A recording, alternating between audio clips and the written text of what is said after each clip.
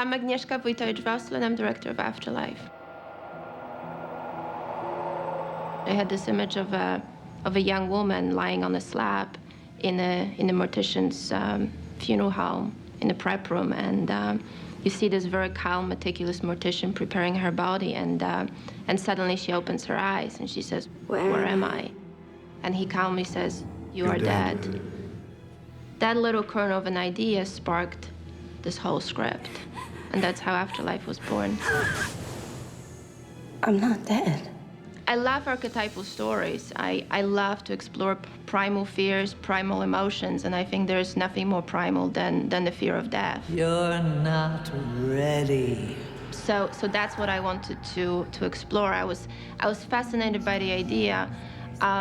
What if there's this consciousness or your soul kind of remaining with you, and you actually can experience your own death. You can see your own death certificate. You can see your burial dress. You can pick your coffin almost. I'm disappointed with you. Who are you?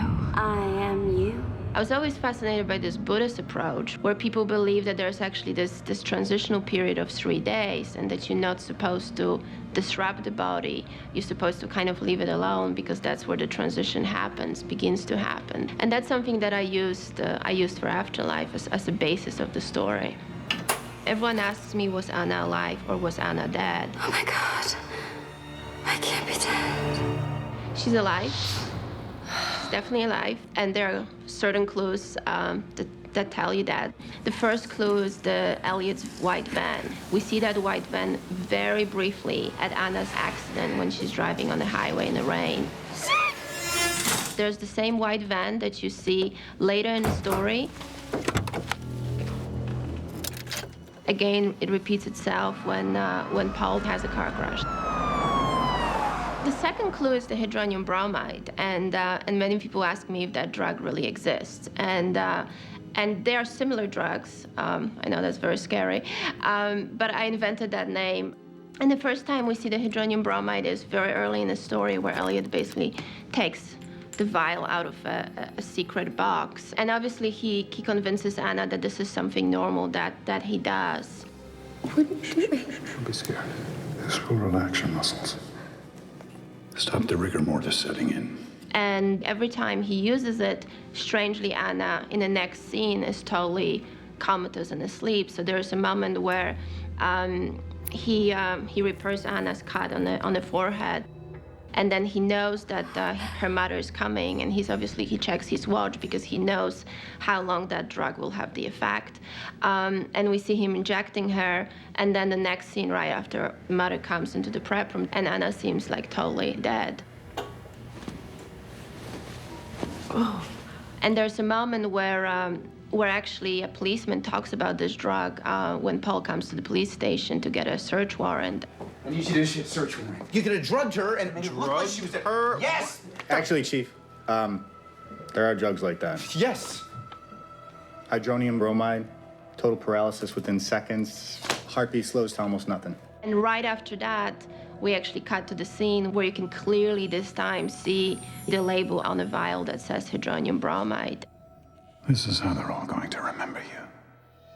So the third clue is Anna's breath on the mirror. Then prove to me that I'm really dead. You people.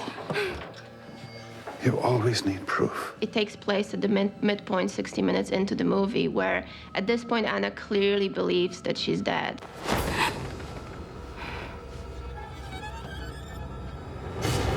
Why do I look like a corpse? And she stands in front of the mirror and she says, "I am dead."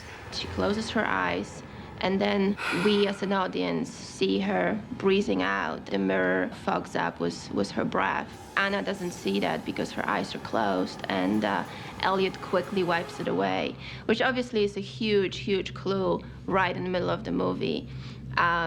Just seeing Elliot wiping this away tells you that clearly he's hiding something. We hope at this point that she's going to realize, but she never does. Until there's another scene with the mirror right before her funeral, when she's already positioned in the coffin and she wants to see herself for the last time. Can I see myself one last time? Of course. And we see this hesitation in Elliot. He's not sure if he should give her that little hand mirror or not. But I think he believes that she's so sold on it that she's not going to notice. This is the end. And she looks at herself, and again, she breathes out, but this time she's actually looking at the mirror, and she notices the breath, and there's a shot of her finger the streak of going through her, through the condensation, and she says, "You lied to me." Anna, we've been through this before. You're just imagining.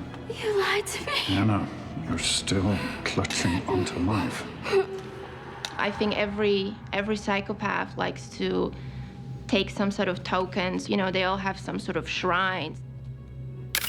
When you look at the wall in the final scene, when we pull out from the picture of Anna, and we basically show how immense this wall is. There are people that have closed eyes, and there are people who have open eyes. And again, this is a clue that most people get on the second viewing, but it's there, and it's really, you know, my thinking behind is that the people that have open eyes are the ones that actually were physically alive, that got buried alive, and the ones that actually have closed eyes are the ones that were actually dead and got buried in a normal fashion. So there's a distinction between the open eyes and the closed eyes. So you can see that Mrs. Whitehall has closed eyes because she was really dead, and Frank has closed eyes, but Mr. Hatton, who was clearly alive, has open eyes, and Anna has open eyes. And again, there's, you know, if you look back on the movie, there are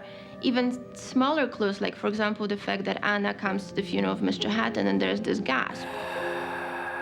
Now, why did I make this film? I wanted to make people think about their own mortality.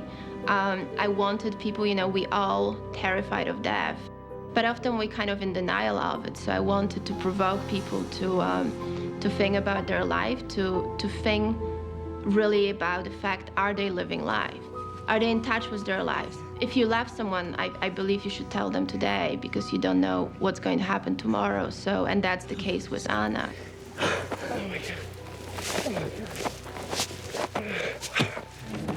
Like I said, death is the primal fear. Death is the one thing that we know that exists, but we never know what happens after we die. So I'm provoking people to kind of take a moment and think about it.